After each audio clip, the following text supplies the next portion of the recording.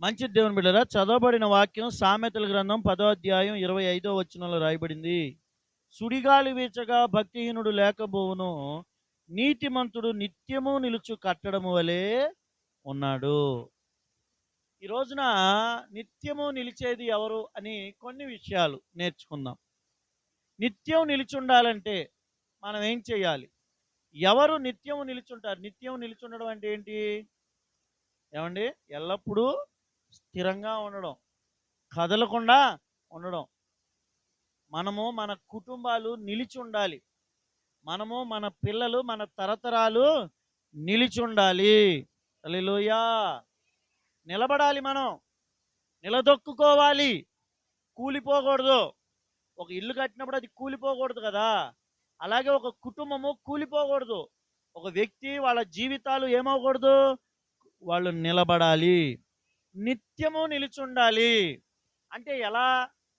ఎవరు నిత్యము నిలుచుండారు అంటే వాక్యంలో రాయబడింది, నీతిమంతుడు నిత్యము నిలుచు కట్టడము వలె ఉన్నాడు. హల్లెలూయా. కొన్ని ఇళ్ళు చూడండి, ఊరికే చిన్న చిన్న ఉపద్రవాలు వస్తేనే టపామంట పడిపోతాయి. ఈ మధ్య కొన్ని చోట్ల భూకంపాలు వచ్చాయి. కొన్ని ఇళ్ళు ఉన్న బలంగా పడిపోతే, కొన్ని ఇళ్ళు మాత్రం నిలిచున్నాయి. వాటి పునాది గట్టిగా వేస్తారు, వాటి కట్టడము బలంగా ఉంటుంది. ఆషామాషిగా ఇది అప్పటికప్పుడు అయిపోవాలన్నట్టుగా కడితే ఇళ్ళు ఉండవు. అలాగే ఒక వ్యక్తి కూడా ఎప్పుడు నిలిచి ఉండాలంటే చూడండి, పాత రోజుల్లో రాజులు కట్టిన కోట గోడలు చూడండి ఎట్లా ఉంటాయో. తాజ్మహల్ చూడండి, వాళ్ళకి కట్టి కొన్ని వందల సంవత్సరాలు, ఇవాళ కూడా అలాగే నిలిచుంది. అవునా కాదా? కొన్ని వందల సంవత్సరాల క్రితం కట్టినటువంటి రాజుల కోటలు అలాగే నిలుచున్నాయి. ఎందుకంటే అది కట్టేటప్పుడే అంత బలంగా అంత దృఢమైన పునాది వేసి కడతారు. చైనా వాల్ ఎన్ని సంవత్సరాలుగా, ఎన్ని వందల సంవత్సరాలుగా చరిత్రలో అలా నిలిచిపోయింది. కారణం ఏంటంటే ఒక కట్టడం గొప్ప కాదు, అది నిలిచి ఉండడము గొప్ప. ఆమెన్. మనం ఏంటి, అందరూ పుట్టారు భూమి మీద, అందరూ పెరుగుతున్నారు, కానీ ఎంతమంది నిలిచి ఉంటాం? అందరికీ పెళ్ళిళ్ళు అవుతున్నాయి, పిల్లలు పుడుతున్నారు, ఎన్ని కుటుంబాలు నిలిచి ఉంటాయి? ఎంతమంది పిల్లలు నిలదొక్కుంటారు? ఎవరు ఈ భూమి మీద నిత్యము నిలుచుండగలరు? ఎవరి పేరు నిలుచుంటుంది? ఎవరి పనులు నిలుచుంటాయి? ఎవరి కుటుంబం నిలుచుంటుంది? ఎవరు నిలకడగా ఉంటారు? ఎవరు పడిపోకుండా, కూలిపోకుండా, ఎన్ని దెబ్బలు తిన్నా, ఎన్ని ఇబ్బందులు ఎదురైనా, అందుకే వాక్యంలో రాయబడింది, నీతిమంతులు సింహము వలె ధైర్యంగా ఉంటారు. నీతిమంతులు నిత్యము నిలుచు సియోను కొండవలే. ఎన్ని తుఫాన్లు వచ్చినా కొండకి ఏమన్నా ఇబ్బందా? ఎన్ని భూకంపాలు వచ్చినా కొండలకి ఏమన్నా ఇబ్బందా? కొండ నిలిచున్నట్టు మనము నిలిచి ఉండాలి. హల్లెలూయా. అందుకే దేవుడు చెప్తున్నారు, దేవుని బిడ్డలారా, ఎవరు నిత్యము నిలుచుంటారంటే నీతిమంతులు నిత్యము నిలుచుంటారు. ఆమెన్. ఎలాగోలా బ్రతికేసే వాళ్ళు ఎందుకు నిలుచుంటారు? జీవితంలో మనిషికంటూ నీతి అనేది ఉండాలి. హల్లెలూయా. డబ్బే ఉందండి, ఎవరైనా సంపాదిస్తారు. వాళ్ళ బెట్టింగ్ వాళ్ళు సంపాదించట్లేదా? పందాలు ఆడి కొంతమంది పోగొట్టుకుని కొంతమంది సంపాదించుకోవట్లేదా? ఇప్పుడు పేకాట ఆడతారు, నష్టపోయారు అంటారు. అందరూ నష్టపోతున్నాడు, ఎవడో ఒకడు ఏమవుతున్నాడు? సంపాదిస్తున్నాడుగా. లేదంటారా? మోసాలు చేసి సంపాదించట్లేదా? కానీ నిలిచేది ఎవరు? డబ్బుంటే అయిపోయిందా? ఆస్తిపాస్తులుంటే అయిపోతాయా? ప్రియమైన దేవుని బిడ్డలారా, ఈ లోకంలో ఎందరో ఎన్నెన్నో కోట్లు సంపాదించి కూడా, మొన్న ఈ మధ్య ఒక ఆయన చెప్తున్నాడు, భీమవరం కూడా దాటి చాలా దూరం వెళ్ళిపోయినాక ఒక ఒక ఆయన ఉన్నాడంట. వాళ్ళు భీమవరం వైపు ఆస్తిపరులు అంటే మీరు అర్థం చేసుకోవాలి, నేను క్యాస్ట్ చెప్పను. భీమవరం వైపు ఆస్తిపరులు అంటే మీరు అర్థం చేసుకోండి, అర్థమయ్యేవాళ్ళు. వాళ్ళకంటండి అని వింటున్నారా, చెరువులే 150 ఎకరాలంట. చెరువులు 150 ఎకరాలు, మాగాణి 100 ఎకరాలంట.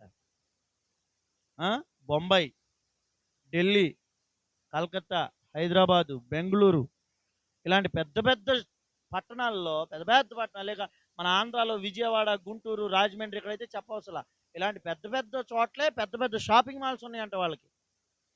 ఆస్తికి కొదువు అనేది లేదు.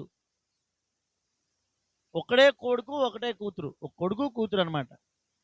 ఆస్తి కొదువు లేదు. విదేశాల్లో కూడా వాళ్ళకి ఇల్లు ఉన్నాయి. 100 ఎకరాలు, 200 ఎకరాలు, 150 ఎకరాలు ఇల్లు. అంటే పొలాలు, చెరువులు అంటే మామూలు వాళ్ళు అయి ఉంటారు. వాళ్ళు పెద్ద పెద్ద చదువులు చదువుకున్నారు. కొడుక్కి కూతురికి ఒక్కసారే పెళ్లి చేశాడంట. అంగరంగ వైభవంగా పెళ్లి జరిగింది. కుటుంబాలు చక్కగా బాగా వెళ్తున్నారు. కరోనా వచ్చింది. ఏంటి అయితే ఏం జరిగిందంటే పాపం దురదృష్టవశాత్తు కరోనా లాక్డౌన్కి ముందు వాళ్ళ బంధువులది ఏదో ఫంక్షన్ జరిగితే వీళ్ళ కుటుంబం అంతా ఫంక్షన్కి వెళ్ళారంట. భార్య, భర్త, కొడుకు, కోడలు, కూతురు, అల్లుడు అందరూ ఫంక్షన్కి వెళ్ళారంటండి. అది అయిన తర్వాత లాక్డౌన్ వచ్చింది. వీళ్ళకి తెలియకుండానే కరోనా వైరస్ వీళ్ళందరికీ వచ్చేసింది. కరోనా వీళ్ళందరికీ వచ్చేసి ఎంత బాధాకరం అంటే 6 చనిపోయారంటండి. కనీసం పిల్లలు కూడా వాళ్ళకి లేరంట. ఏమన్నా వింటున్నారా? పిల్లలు కూడా. అంత ఆస్తి ఎవరికి అయిపోయింది. ఆస్తి పక్కన పెట్టండి, ఒక్కళ్ళు నిలిచిలేరే. దేవుని బిడ్డలారా, నేను అనేది డబ్బు ఉండడమే ముఖ్యం కాదు, బలగం ఉండడం ముఖ్యమో చెప్పండి? కాదు. ఇళ్ళు, పొలాలు, ఆస్తిపాస్తులు, ఉద్యోగాలు, చదువు, ఇంకోటో ఉండడం ముఖ్యమో, మనం నిలిచి ఉండాలి. మన పాదాలు ఈ భూమి మీద మోపి కొంతకాలం బ్రతకాలిగా, నిత్యము ఉండాలిగా భూమి మీద. మనమే కాదు, మన తర్వాత కొంతమంది, వాళ్ళ తర్వాత వాళ్ళ పిల్లలు ఏమైపోతారో కూడా తెలీదు. అసలు నా తర్వాత నా పిల్లల సంగతి ఏంటని ఆలోచిస్తే కొంతమందికి భయం వేసిపోద్ది. ఎందుకంటే వీళ్ళు అసలు ఉండగలరా లేదా. కానీ అలా నిత్యము నిలిచి ఎవరు ఉండగలరో తెలుసా? నీతిమంతులు నిలిచి ఉంటారు. హల్లెలూయా. ఒక బలమైన కట్టడం, ఒక రాజుల కోటలు, ఒక బలమైన దుర్భేద్యమైన కోటలు ఎలా నిత్యము నిలిచి ఉంటాయో, నీతిమంతులు వాళ్ళ కుటుంబాలు అలా నిత్యము నిలిచి ఉంటాయి. స్తోత్రం చేద్దామా? డబ్బు సంపాదించడం కోసం తప్పు చేయమాకండి. జీవితంలో సుఖభోగాల కోసం తప్పు చేయకండి. ఏదో నచ్చిన పని చేసుకుని వెళ్ళిపోతున్నానులే, నాకు తోచినట్టు బ్రతుకుతున్నానులే, బతికే 60 సంవత్సరాలు 50 సంవత్సరాలు నచ్చినట్టు బ్రతుకుతాం అనుకుని నీతి తప్పి బ్రతకండి. నీతిగా బ్రతికితే అందులో సుఖం, సంతోషం లేవా? నీతి తప్పితేనే ఆనందమా? అయితే చెప్తున్నాను, వాక్యం పై మాటలు రాయబడింది, సుడిగాలి వీచగా భక్తిహీనులు ఉండరు. కానీ ఎప్పుడు నిలిచి ఉండాలంటే మనమైనా మన పిల్లలైనా నీతికి కట్టుబడి బ్రతకాలి. స్తోత్రం చేద్దామా? దేవుని మీకు ఒక హామీ, ఒక షూరిటీ ఇస్తున్నాను. మనము మన పిల్లలు 10 కాలాల పాటు నిత్యం నిలిచి సుఖంగా భూమి మీద బ్రతకాలంటే మనము నీతిగా బ్రతకాలి. డబ్బు కోసం కానీ, మనుషుల కోసం కానీ, స్వార్థం కోసం కానీ, గర్వం కోసం కానీ, డంబాల కోసం కానీ, పంతాల కోసం కానీ, దేని విషయంలో కూడా మనం నీతి తప్పకూడదు. ఆమేన్. ఏమి తప్పకూడదు? మొన్న ఒకళ్ళు నాతోనే ఒక మాట చెప్పారు. ఆ మాట సోఫియా అంది.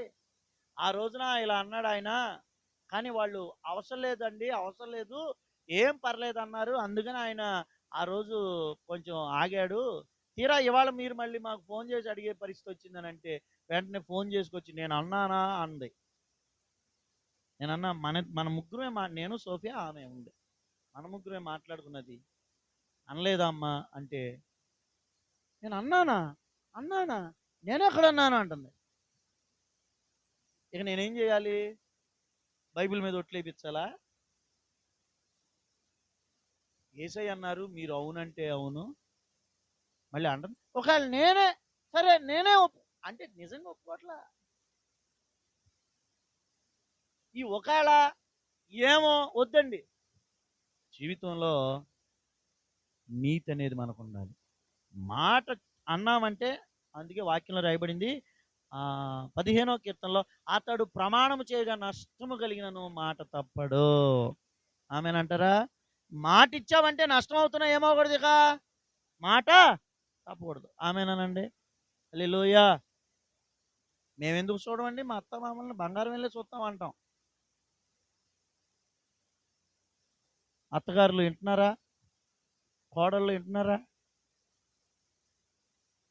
భార్యాభర్తలు మాట ప్రమాణం చేస్తారు, మనం వద్దులే, మగోళ్ళం చేసుకోకూడదు.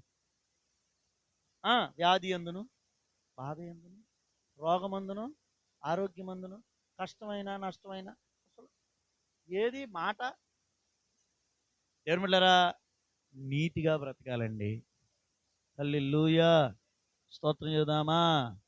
మనం మాట అనుకున్నాం, ఆ మాట మీదే ఉండాలి. భార్యాభర్తలు అనుకున్నాం, కట్టుబడి ఉండాలి. హల్లెలూయా. తోటి వారి మధ్యలో, సమాజం మధ్యలో అందరూ మనల్ని చూస్తున్నారు, సమాజం చూస్తున్నారు, అందరికంటే ముందు దేవుడు మనల్ని చూస్తున్నారు. హల్లెలూయా. నీతిమంతుల ఇంటి మీదకి ఆశీర్వాదం వచ్చునని రాయబడింది. సామెతలు 3:33 చదవండి. సామెతలు 3:33 త్వరగా.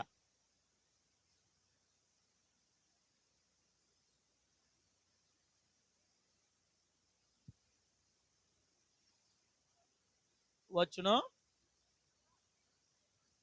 నీతిమంతుల నివాస స్థలమున ఆయన ఆశీర్వదించును. ఆమేనండి. హల్లెలూయా. ఎవరింటిని ఆశీర్వదిస్తారు? హల్లెలూయా. వాక్యం ఏంటని మీ అందరికీ చెప్తున్నాను. ఎవరేమనుకున్నా పర్లేదండి, ఎన్ని ఇబ్బందులు వచ్చినా పర్లేదు, నీతిగా బ్రతకండి, అదే మనకి ఆశీర్వాదం. హల్లెలూయా. మీ పిల్లలకి మీరు చెప్పాలి, మీ భార్యకు మీరు, మీ యజమానునికి భర్తకు చెప్పాలి, మన తల్లిదండ్రులకు మనము చెప్పుకోవాలి. ఇదిగో మనము నీతి మాత్రం తప్పొద్దు. ఈ రోజు అది నష్టం అనిపించవచ్చు, పక్కన వాళ్ళు నీతి తప్పి సుఖంగా బ్రతుకుతారు, ఇతరులు నీతి తప్పి హాయిగా బ్రతుకుతున్నట్టు కనబడతారు. మనకు అనిపిస్తుంది, ఎందుకు మనం ఇంత మంచిగా బ్రతికి ఉపయోగం ఏముందనిపిస్తుంది. కానీ దేవుని బిడ్డలారా, నీతి తప్పిన వాళ్ళు ఆ తప్పిన ప్రతిఫలం ఒకరోజు పొందుకుంటారు. కానీ నీతిగా బ్రతికిన వాళ్ళు ఆ ప్రతిఫలం కూడా తప్పకుండా. ఎవరు ఎలా బ్రతికారో మనకు వద్దండి. నేను నీతిమంతురాలిగా బ్రతకాలి, నేను నీతిమంతుడిగా, ఆమేనండి, నేను నిత్యము నిలుచుండాలి, నా పిల్లలు నిత్యము, చెప్పండి, నిలుచుండాలి. ఆమేనందామా. హల్లెలూయా. ప్రభు ఈ రాత్రి మనల్ని దర్శించునుగాక. అయ్యా, నేను నీతిగా బ్రతుకుతానయ్యా. నీతిమంతులు నిత్యము నిలుచు సియోను కొండలాగా ఉంటారు. నీ కుటుంబం మీదకి ఎన్ని ఉపద్రవాలు వచ్చినా మీరు నిలుచుంటారు, ఖచ్చితంగా మాటిస్తున్నా. నీతిమంతులు ఎన్నడూ కదలరు వాళ్ళంతే. ప్రభు నీతిమంతుల్ని ఎన్నడూ కదలనివ్వరు. హల్లెలూయా. స్తోత్రం చేద్దామా. ఎందుకంటే నీ నీతిని బట్టి దేవుడు నిన్ను ఆశీర్వదిస్తారు. నీ మంచితనాన్ని బట్టి, నీ యథార్థతను బట్టి, నీ నిర్దోషత్వాన్ని బట్టి దేవుడు నిన్ను దీవిస్తారు. ప్రభుకి స్తోత్రం. దేవుని బిడ్డలారా, ఒకసారి కొన్ని కుటుంబాల్లో మన పితరులు మనకి పెద్దగా ఇచ్చింది ఏమి ఉండదు, మన పెద్దవాళ్ళ దగ్గర నుంచి మనం పెద్దగా తీసుకున్నది ఏమి ఉండదు. అయినా పర్లేదు, ఇప్పటి నుండి మనం నీతిగా బ్రతికితే దేవుడు మనల్ని ఆశీర్వదిస్తాడు. ఖచ్చితంగా మనల్ని దేవుడు, మీరు మీ పిల్లలు నిత్యం నిలిచుంటారు. 10 కాలాల పాటు మీ కుటుంబాలు నిలిచుండును గాక. ఆమేన్. ఏ విషయంలోనో యథార్థత విడిచిపెట్టొద్దు, నీతిని. యోబును గురించి రాయబడింది, యోబు గ్రంథంలో మీరు చదివితే, యోబు నీతిమంతుడు. ఎవరు ఆ యోబు? నీతిమంతుడు. అందుకే ఎన్ని శోధనలు వచ్చినా ఏమయ్యాడు? నిలిచున్నాడు. హల్లెలూయా. నోవహు నీతిమంతుడు. అందుకే జలప్రళయం వచ్చినా నోవహు అతని కుటుంబము నిలిచున్నారు. ఎన్ని ప్రళయాలు వచ్చినా, ఎన్ని ఇబ్బంది వచ్చినా మీరు మీ పిల్లలు నిలిచి ఉందురుగాక. నీతిని నేర్పించండి. ఏం నేర్పించాలి మనం? హల్లెలూయా. హల్లెలూయా. పచ్చడి మెతులైనా తిని బతకొచ్చు, కానీ నీతి వదిలిపెట్టకూడదు మనం. అది నేర్పిద్దాం మన కుటుంబాల్లో. ఎవరు వెళ్ళపోతే మనకెందుకండి? పోనివ్వండి, ఎవరు నీతితో బ్రతుకుతున్నారో బతకనివ్వండి, వాళ్ళందరూ నాశనానికే వెళ్తున్నారు అని గుర్తుపెట్టుకోండి. కానీ మనము నిలిచి ఉండాలి, దీవించబడాలంటే మాత్రం మనం ఎలా బ్రతకాలి? నీతిమంతులుగా బ్రతకాలి. హల్లెలూయా. ఇక రెండోది చూద్దామా? స్తోత్రం. రెండోది, దేవుని వాక్యంలో నుండి స్తుతి. కీర్తనల గ్రంథంలోకి వద్దాం. కీర్తన 21వ కీర్తన 7వ వచనం చదువుకుందాం. 21:7. 21వ కీర్తన 7. ఏలయనగా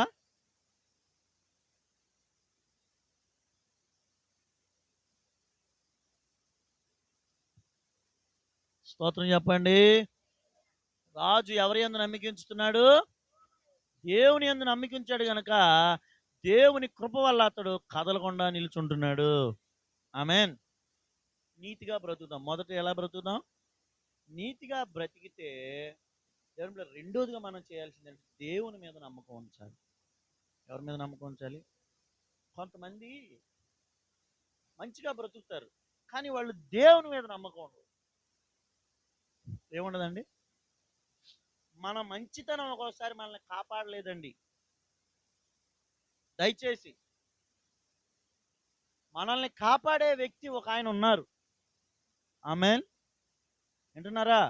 మనం ఎంత మంచిగా బ్రతికినా లోకంలో మనకి కీడు జరిగే ప్రమాదము, అసలు ఇంకా చెప్పాలంటే మంచి వాళ్ళకే ఎక్కువ నష్టాలు, కీళ్ళు. మరి మన మంచితనాన్ని బట్టి మనల్ని ఇంకా కాపాడి మనల్ని మన కుటుంబాన్ని నిలబెట్టాలంటే అది దేవుని వల్లే సాధ్యమవుతుంది. ఆమేన్ అంటారా? ఎవరి వల్ల సాధ్యమవుతుంది? దేవుడే మనల్ని కాపాడాలి. ఆయన కృపచేత మనల్ని దేవుడు నిలబెట్టాలి. ఆయన నిలబెట్టాలంటే మనం ఏం చేయాలి? మనం ఏం చేయాలి? ఆయన్ని నమ్ముకోవాలి. మనం ఏం చేయాలి? నమ్ముకోవాలి. ఆయన యందు భయభక్తులు కలిగి ఉండాలి. ఆయన కృప మీద ఆధారపడాలి. కష్టపడి పని చేసుకోండి, మంచిదే. నీతిగా బ్రతకండి, చాలా మంచిది. దాంతోపాటు దేవుని యందు భయభక్తులు కలిగి ఉండాలి. దేవుని యందు భయభక్తులు లేకుండా ఎంత కష్టపడుతున్నా, ఎంత నీతిగా ఉన్నా ఒక్కోసారి ఫలితం ఉండదు. ఇలా చాలా మంది నిరుత్సాహపడిపోతూ ఉంటారు. దేవుని యందు భయభక్తులు కలిగి ఉన్నప్పుడు మనం కష్టపడినా, మనం నీతిగా బ్రతికినా, మనం ఏం చేసినా దానికి ప్రతిఫలం ఉంటుంది. ఆమేన్ అందామా? ఈ లోకంలో ఎన్ని ఉన్నా సున్నాలండి. జాగ్రత్తగానండి. 100 పక్కన ఎన్ని సున్నాలు ఉంటాయి? 100 పక్కన ఎన్ని సున్నాలు ఉంటాయండి? 100 పక్కన అంటే అసలు 100కి పక్కన అన్నందుకు మీకు డౌట్ వచ్చి ఉంటుంది. 100కి ఎన్ని సున్నాలు ఉంటాయి? ఇప్పుడు అందరూ చెప్తున్నారు. 1000కి చెప్పండి 3 సున్నాలు ఉన్నాయి. 3 సున్నాలు వేసి పక్కన ఒక అంకె మాకండి. 3 సున్నాలు వేసి పక్కన అంకె మాకండి. విలువ ఉంటుందా? ఉండదు. ఇప్పుడు నా చదువు ఒక 0, నా మంచితనం ఒక 0, నా నా ఏమంటారు, నా జ్ఞానము ఒక 0, నేను కష్టపడ్డం ఒక 0. ఎన్ని సున్నాలు ఉంటే ఉపయోగం? పక్కన ఏముండాలి? అంకె. ఆ అంకె యేసయ్య. హల్లెలూయా. ఈ సున్నాలన్నిటికీ విలువ తెచ్చేది ఎవరు? యేసయ్యే. 1000 సున్నాలు పెట్టుకో, ఉపయోగం ఏముంది? ఆ పక్కన ఈ సున్నాలన్నిటికీ విలువ తెచ్చేదే దేవుడు. ఆమేన్. నేను చాలా కష్టపడుతున్నా, నేను చాలా మంచిగా బ్రతుకుతున్నా, నేను చాలా మంచి వ్యక్తిని, నా నా ఇంకా నేను ఎవరికి ఏ నష్టం చేయలా, లేకపోతే నాకు అంతా మంచిగా జరిగింది, మంచిదే. మంచి కోరుకోవాలి, మంచిగా బ్రతకాలి, తప్పులేదు. అలా అనుకుని దేవుని మీద ఆధారపడకుండా ఉండకూడదు. స్తోత్రం చేద్దామా? అన్నీ వేసి చూడు, నన్ను వేసి చూడు అందంటే ఏంటి? ఉప్పు. అవునా? ఎన్నున్నా జీవితంలో ఏసే లేకపోతే ఆ జీవితానికి రుచి ఉండదు. ఎంత మంచి వ్యక్తివైనా, ఎంత చదువుకునే వ్యక్తివైనా, ట్యూషన్లు పెట్టి చదివినా, పగల నుంచి ఉదయం నుంచి రాత్రి వరకు కష్టపడినా, నిద్రాహారాలు మానుకున్నా, ఒళ్ళు అలిసిపోయేటట్టు కష్టపడినా, యేసయ్య లేకపోతే, యేసయ్య మీద నమ్మకం లేకపోతే, దేవుని యందు భయభక్తులు లేకపోతే, ఆయన కృప లేకపోతే అంతా సున్నా. హల్లెలూయా. స్తోత్రం చెప్పండి ఒకసారి. హల్లెలూయా. ఇంట్లో అన్నీ పెట్టి కూర్చున్నాం. మంచి చేపల కూర వండుకున్నారు. ఏంటి ఇవాళ కాదు, అక్కోళ్ళ ఇంట్లో అంటలా, మామూలుగా అంటున్నా మీ ఇంట్లో సంగతి. అంటున్నారా? వెళ్ళిపోయారా కొండల దగ్గరికి? ఉం? వెళ్ళిపోయారా? ఇక్కడే ఉన్నారా? ఉన్నారా? ఒక అమ్మ అంట ఇంటికాడ చికెన్ కూర వండుకుని ఆదివారం చర్చికి వచ్చిందంట. ఏంటి? చికెన్ కూర వండుకుని పాపం తినకుండా వచ్చిందంట. చాలా మంచి ఆమె. అంటే తినకుండా వచ్చిన వాళ్ళు మంచివాళ్ళు, తిన్నవాళ్ళు మంచివాళ్ళు కాదా? టైంకి వండుకొని తినేసి రండి, మీకంటే మంచివాళ్ళు ఎవరు ఉండరు. పాపం టైంకి కొంతమంది తేపోతే తర్వాత వచ్చి వండుకుందామా అంటే కుదరదుగా. అది వండాలి, దాని సంగతి లేదో ఊరికే టేస్ట్ కోసం ఇంత తిన్నా. ఎంత మరి మరి అసలు ఎంత తింటామా ఇంకా? సరే తిండే ఉందలేండి, మనం ఎవరు పెద్ద ఎక్కువ తినేవాళ్ళమే కాదు. సరే చికెన్ కూర ఇంటికాడ వండి పెట్టి ప్రార్థన టైం అయిపోయిందని వచ్చేసిందంట తల్లి. వచ్చేసి అడావిల్లో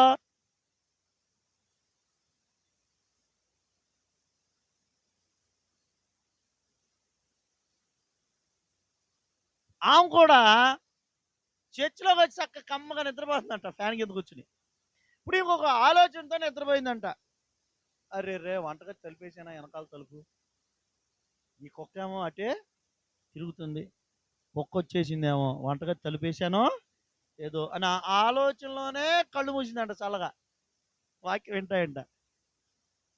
ఈలోపు కల్లో కుక్క వంటగది తలుపు తీసుకుని వచ్చేసినట్టు కనబడింది. వచ్చి చికెన్ అంతా చెప్పండి తినేస్తుందంట. ఇక పక్కనే కుర్చీ ఖాళీగా ఉందంట. ఇక కుర్చీ లేపి కుక్కను కొడుతున్నాను అనుకుని ఎదురుగా ఉన్న విశ్వాసులు అంటారు కదా, చెలరైపోయిందంట. అంతే. ఇక చికెన్ ఎంత గొడవ తెచ్చింది.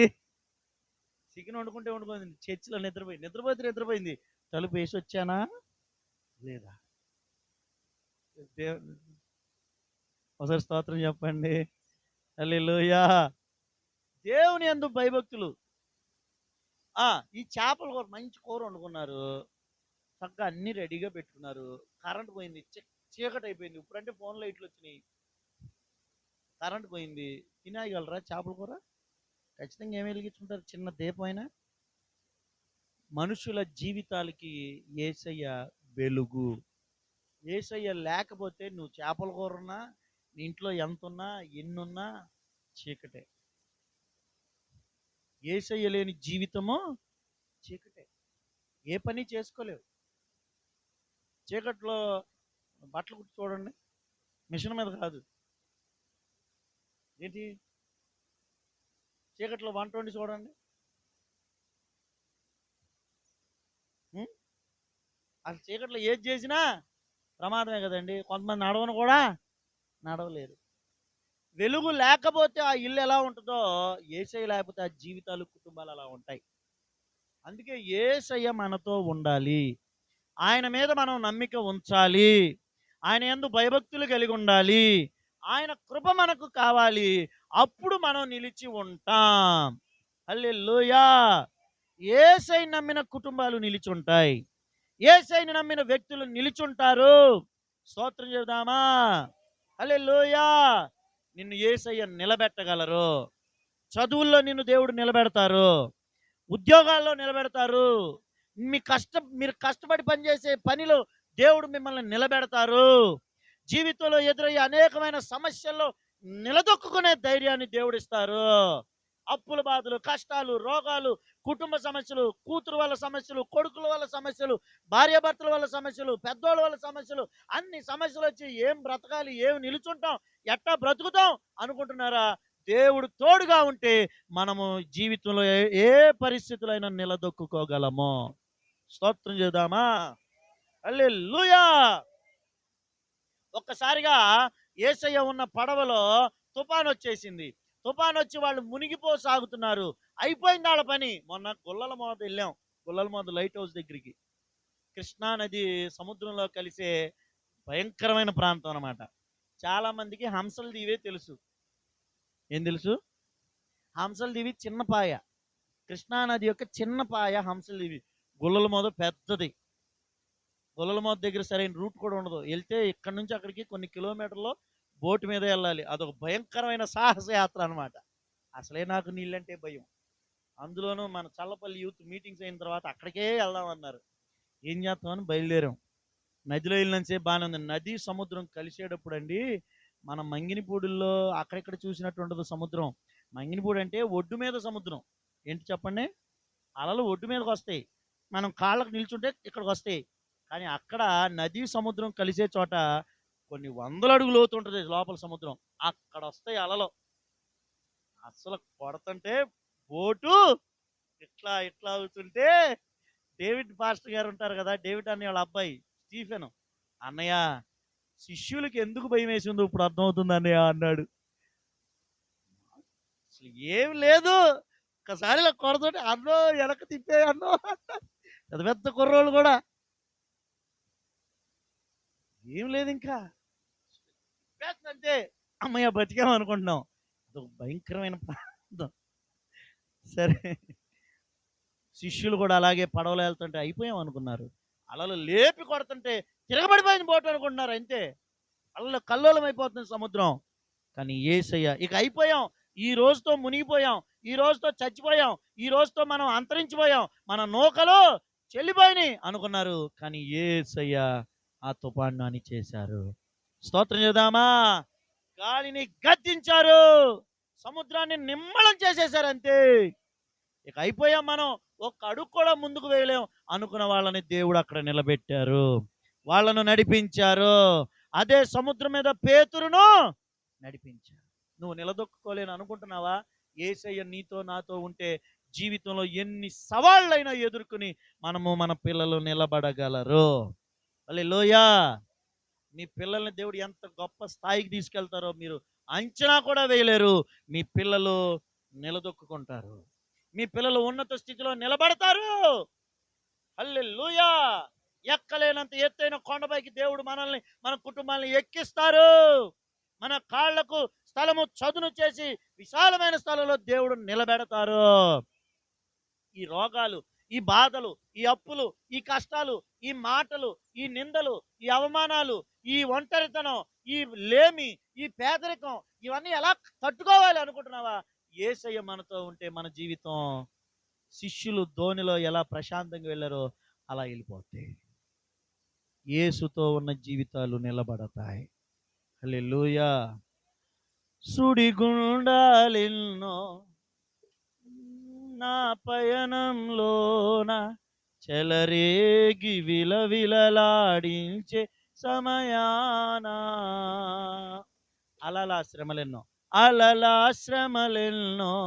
నా పయనంలోన చెలరేగి విలవిలలాడించే సమయాన, నిలబెట్టి నడిపించే బలవంతుడ నీవే, నిలబెట్టి నడిపించే బలవంతుడ నీవే, కలవరమును తొలగించే కన్న తండ్రి నీవే, కలవరమును తొలగించే కన్న తండ్రి నీవే.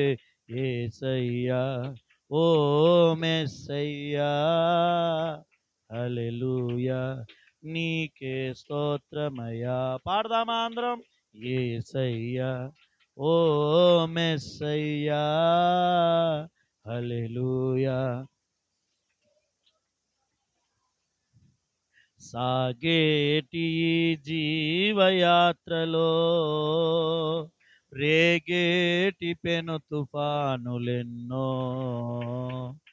సాగేటి జీవయాత్రలో రేగేటి పెను తుఫానులెన్నో. హల్లెలూయా. యేసయ్యతో కలిసి నడుద్దామా దేవుని బిడ్డలారా? నిన్ను ఆయన పడిపోనివ్వరు, నిన్ను మునిగిపోనివ్వరు, నిన్ను పతనం అవనివ్వరు, నిన్ను వదిలిపెట్టి వెళ్ళిపోరు. నిన్ను నిలబెడతారు, నీ కుటుంబాన్ని నిలబెడతారు, నిన్ను నిలబెట్టి చూపిస్తారు ఈ లోకానికి ఖచ్చితంగా దేవుడు. ఆమేన్. ప్రభు మనల్ని బలపరచును గాక. హల్లెలూయా. అతడు యెహోవా యందు నమ్మిక ఉంచాడు, దేవుని కృపచేత అతడు నిలబడుతున్నాడు. మనల్ని నిలబెడుతున్నది ఎవరు? దేవుని కృపే. ఆమేన్ అందామా? యేసయ్యా నిన్ను నమ్ముకుంటాను, నీ యందు భయభక్తులు కలిగి ఉంటానయ్యా. నన్ను నిలబెట్టయ్యా. నా పిల్లలను ఈ పోటీ ప్రపంచంలో, ఈ సమాజంలో నా పిల్లల్ని నిలబెట్టండి అయ్యా. నా కుటుంబాన్ని నిలబెట్టండి అయ్యా. ఈ శోధనలు శ్రమల మధ్యలో పడిపోకుండా, పాడైపోకుండా, పతనమైపోకుండా, మునిగిపోకుండా మమ్మల్ని నిలబెట్టండి ప్రభువా అని అడిగితే ప్రభు మనల్ని నిలబెట్టే దేవుడు. ఆమెనందామా? దేవునికి ఒకసారి స్తోత్రం చెప్దామా? హల్లెలూయా. 2 విషయాలు చెప్పాను. ఏమేంటి చెప్పండి? నీతిమంతుల్ని దేవుడు నిలబెడతారు. ఇంకా దేవుని మీద నమ్మకం ఉన్నవారిని, ఆయన ఎందుకు భయభక్తులు గల వారిని దేవుడు ఏం చేస్తారు? మంచి భక్తి చేస్తున్నారా? చక్కగా మందిరానికి వెళ్తున్నారా? ప్రతిరోజు ప్రార్థించుకుంటున్నారా? చెప్పండి. దేవుని మీద ఆధారపడుతున్నారా ప్రతి విషయానికి? అయితే మిమ్మల్ని దేవుడు నిలబెడతారు. ఆమేన్.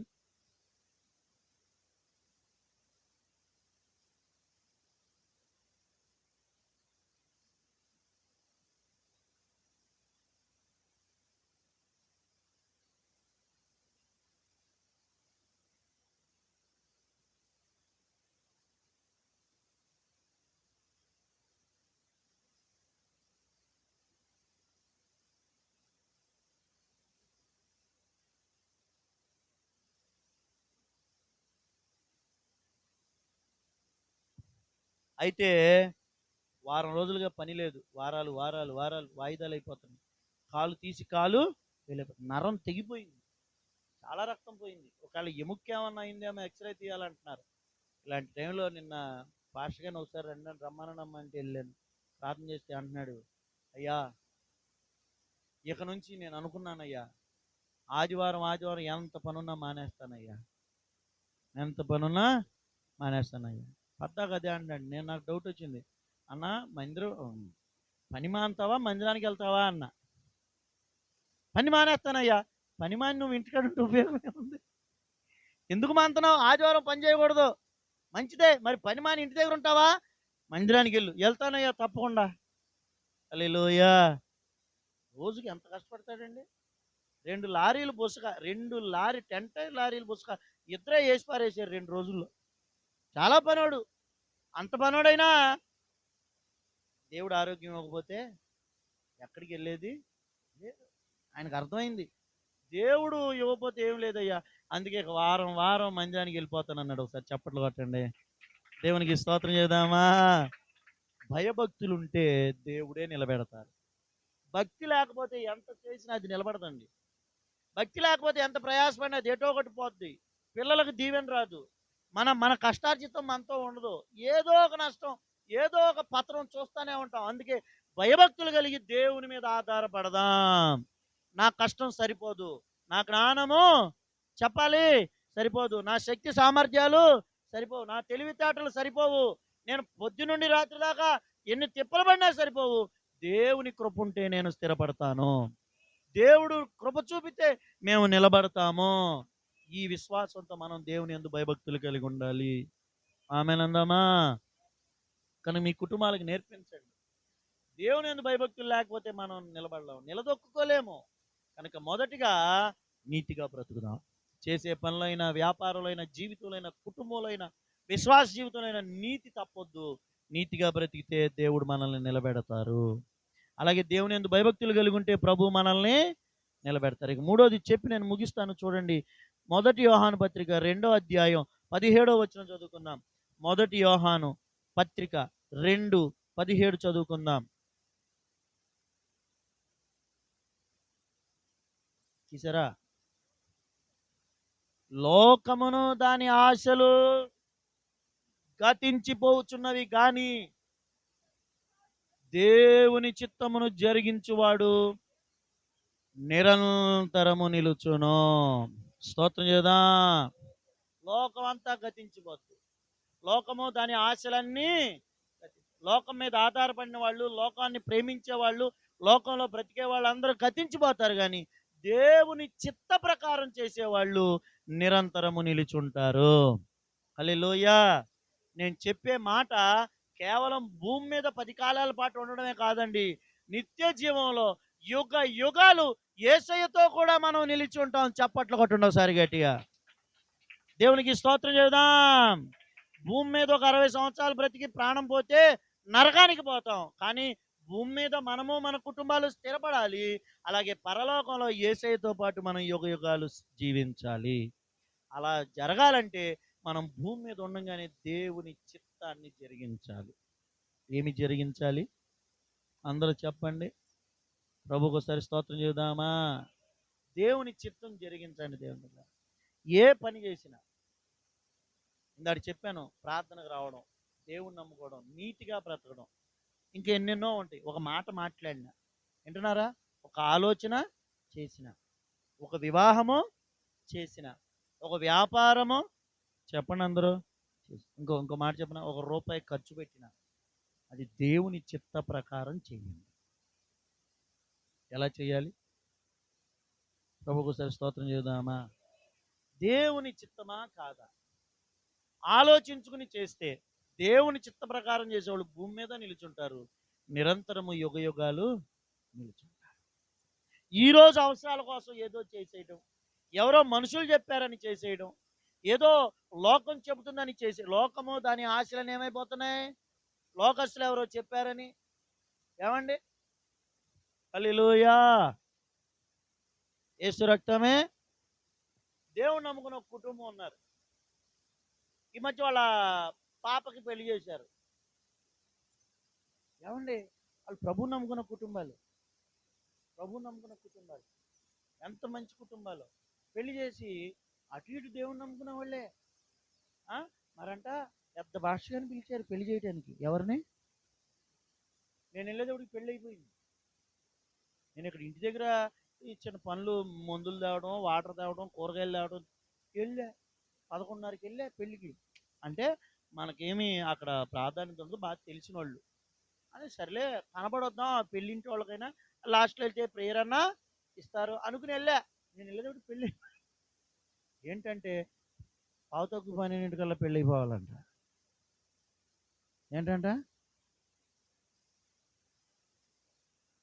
చెయ్యండి. దేవుని చిత్తమా అది? పెళ్ళిళ్ళలో ఆఖరికి నేను చెప్తాను, జ్ఞాపకార్థ గుడికి జరిగిన అది కూడా దేవుని చిత్తానుసారంగా జరిగింది. స్తోత్రం చెప్పండి. గృహప్రవేశం చేసుకుంటారు, కష్టపడి ఇల్లు కడతామండి. ఎంతో అందంగా దేవుడు ఇల్లు కట్టుకునే కృపనిస్తారు, ఎంతో సామర్థ్యం ఇస్తారు. నా మట్టుకు నాకు ఒకప్పుడు తాటాకి ఇల్లు కట్టుకుంటానికి కూడా అప్పు చేసుకున్నాను నేను. ఇవాళ ఒక మాదిరి ఇల్లు దేవుడి దయ వల్ల కలిగింది. ఇంత సామర్థ్యం దేవుడు మనకిస్తే తీరా ఇల్లు ఓపెనింగ్ అప్పుడు మొత్తం దేవుని చిత్తానికి వ్యతిరేకంగా చేస్తాం. దేవుడు సంతోషిస్తారా ఇలాంటివి చేస్తే? నా మాట వినండి. ఏది చేసినా ఎవరికి అనుకూలంగా చేయాలి? దేవుని చిత్త ప్రకారం జరిగించి. అప్పుడు మీరు నిలుచుంటారు, మీ పనులు నిలుచుంటాయి, మీ ఇల్లు నిలుచుంటాయి, మీ పిల్లలు చెప్పండి నిలుచుంటారు. భూమి మీద మనం 10 కాలాలు చిరకాలం సంతోషంగా బ్రతుకుతాం. యుగ యుగాలు యేసయ్యతో నిలిచి ఉంటాం. హల్లెలూయా. దయచేసి ఈ వాక్యం వింటున్న వారందరినీ చేతులు జోడించి మొక్కుకుంటున్నాను, వేడుకుంటున్నాను. మీ ఇష్టం కాదు, మనుషుల ఇష్టం కాదు, సాతాను ఇష్టం అసలే కాదు, లోకం ఇష్టం కాదు, దేవుని చిత్తం ఏది అని తెలుసుకొని చెయ్యండి. అప్పుడు నిజంగా మనం దీవించబడతాం. ఆమెను అందామా? దెబోరక్క ఒకరోజు ఎవరో బంధువులు, అమ్మా మా అమ్మాయిని హాస్టల్ వేస్తున్నా, నువ్వు కూడా పంపిస్తావా పంపిస్తావని అడుగుతుందంట చాలాసార్లు. అడుగుతుంటే ఆ రోజే ప్రార్థన చేస్తుందంట ఇంటి దగ్గర. అయ్యా ఇట్లా అంటున్నారు, మరి హాస్టల్లో ఇయ్యాలా వద్దా మా అమ్మాయిని, నీ చిత్తం ప్రభు అనుకుని వచ్చిందంట. ఆ రోజే హాస్టల్లో వేసేవాళ్ళ గురించి మాట్లాడాను నేను. నాకేమో తెలుసా? తెలుసా అసలు ఇంత కూడా ఇన్ఫర్మేషన్ తెలియదు. అదే కొంతమంది మా అక్క చెప్పేసి ఉంటుంది హాస్టల్ సంగతి, తెలిసిపోయింది. అందుకే ఇక నువ్వు దేవుని వాక్యాన్ని కూడా నమ్మకపోతే ఇంకా దేన్ని నమ్ముతావు? మీ జీవితంలో ఒక్కోసారి మనకి కొన్ని సందర్భాల్లో అదా ఇదా అటా ఇటా అనే ఆలోచన చూడు, ఆ రోజు దేవుడు మాట్లాడతారు, అప్పుడు కన్నా వినండి దయచేసి. అప్పుడు అక్క వచ్చింది ప్రేయర్ అయిపోయినాక, అయ్యా ఇలా అనుకుని వచ్చాను అయ్యా ప్రార్థన చేసుకుని, దేవుని చిత్తం ఏంటో అనుకుని వచ్చాను, వస్తే దేవుడు ఇలా మాట్లాడంటే ఆ సామ్రాజ్యం అంటే అని. ఇంకా దేవుని చిత్తం అంటే ఏంటి? అంత స్పష్టంగా దేవుడు మాట్లాడితే అక్క 2 సంవత్సరాల తర్వాత అయినా అదే దేవుడి చిత్తం మారదు. మళ్ళీ 4 సంవత్సరాల తర్వాత ఇంకో ఆఫర్ వచ్చింది. దేవుని ఆలోచనలు మారవు, మన ఆలోచనలే మారతాయి. స్తోత్రం చెప్పండి. ఒకసారి దేవునికి స్తోత్రం చెబుదామా? వింటున్నారు నాన్నలో? దేవుడు మిమ్మల్ని అందరినీ బలపరచును గాక. ఆమెన్. దేవుని చిత్తం ఏదో తెలుసుకుని చెయ్యండి. ఎంత ధైర్యంగా ఉంటామో తెలుసా? అన్నీ ఎంత సక్రమంగా జరుగుతాయో తెలుసా? వాటి వల్ల చివరిలో ఎంత మంచి ప్రతిఫలం వస్తుందో తెలుసా? హల్లెలూయా, స్తోత్రం. నేను కరెక్టే చేస్తున్నాననే ఒక నిశ్చయత ఉంటుంది మనకి దేవుని చిత్త ప్రకారం చేస్తుంటే. ఎంతమంది వ్యతిరేకించినా, ఎన్ని ఆటంకాలు వచ్చినా, ఇది దేవుని చిత్తం కనుక నేను భయపడని ధైర్యంగా వెళ్తాం. అదే దేవుని చిత్తానికి వ్యతిరేకంగా చేసాం అనుకోండి, ఏ చిన్న జరిగిన భయం, అయ్యో నేను దేవుని చిత్తానికి వ్యతిరేకంగా చేశాను అందుకే ఇట్లా జరిగింది. ఇక ఇదే భయం. ఆ భయంతోనే ఇక బ్రతుకుతూ ఉంటాం. ఏదో నష్టాలు జరుగుతూనే ఉంటాయి. దయచేసి ఈ రోజున ప్రభు మనల్ని బలపరచును గాక. ప్రేమ కలిగిన దేవుడు. ఇప్పటివరకు మనకు తెలుసో తెలీదో ఏదో చేసాం. ఈ రోజు నుంచి ఒక మాట చేద్దామా? దేవుని చిత్తాన్ని జరిగిద్దాం. అప్పుడు మనము, మన పిల్లలు, చెప్పండి, నిలిచుంటాం. నిరంతరము భూమి మీద 10 కాలాల పాటు చల్లగా క్షేమంగా బ్రతుకుతాం. యుగ యుగాలు యేసయ్యతో కలిసి బ్రతుకుతాం. మరణం లేకుండా యేసయ్యతో పరలోకంలో యుగ యుగాలు పరలోక వారసులుగా దేవదూతలాగా బ్రతుకుతామంతే. అలా నిలిచి ఉండాలి అంటే దేవుని చిత్తాన్ని మనము జరిగించాలి. ఆమేన్. 3 విషయాలు ముచ్చటగా ఏవేంటి? నీతిమంతులు నిత్యము నిలుచుంటారు. 2, దేవుని యందు నమ్మకించిన వాళ్ళు నిత్యము నిలుచుంటారు. 3, దేవుని చిత్తాన్ని జరిగించే వాళ్ళు నిత్యము నిలుచుంటారు. ఆమేన్. అలాంటి కృప దేవుడు మనందరికీ దయచేయను గాక. మనం భూమి మీద నిలదొక్కుకోవాలి. సమాజంలో మనము, మన పిల్లలు, మన కుటుంబాలు నిలబడాలి. ప్రతి పరిస్థితిని ఎదురాడి నిలబడాలి. హల్లెలూయా. ఏటికి ఎదురీదినట్లుగా లోకంలో ఎదురవుతున్న ప్రతి సమస్యలు ఎదురాడి మనం నిలదొక్కుకోవాలంటే నీతిగా బ్రతకాలి. దేవుని యందు నమ్మిక ఉంచాలి. దేవుని చిత్తాన్ని జరిగించాలి. అలాంటి కృప ప్రభు మనందరికీ దయచేయను గాక. ప్రార్థన చేసుకుందాం. కళ్ళు మూసుకోండి. ప్రభువా, నేను నా పిల్లలు నిలబడాలయ్యా, నిలదొక్కుకోవాలయ్యా, కృంగిపోనివద్దయ్యా. జీవితంలో ఏ పరిస్థితిలో కూడా మమ్మల్ని బలహీనపడనివద్దయ్యా, చతికిలబడనివద్దయ్యా. మా పని అయిపోయింది అనుకున్న రోజుల్లో కూడా మీరు మమ్మల్ని నిలబెట్టండి ప్రభువా. హల్లెలూయా. మా సేవ నిలబడాలి, మా కుటుంబం నిలబడాలి, మా పిల్లలు నిలబడాలి, మా పనులు నిలబడాలి, మా పేరు నిలబడాలి. మేము మీలో నిత్యం నిలిచి ఉండాలి, పరలోకంలో నిలిచి ఉండాలి మేము. Praise God, praise God. నీతిగా బ్రతుకుతామయ్యా, మీ అందు భయభక్తులు కలిగి ఉంటామయ్యా. అయ్యా, మీ చిత్తాన్నే జరిగిస్తామయ్యా. మమ్మల్ని నిలబెట్టండి, నిత్యము నిలిచే కృప మాకు ఇవ్వండి అయ్యా అని ప్రార్థన చేద్దాం. ప్రార్థన చేసుకుందాం.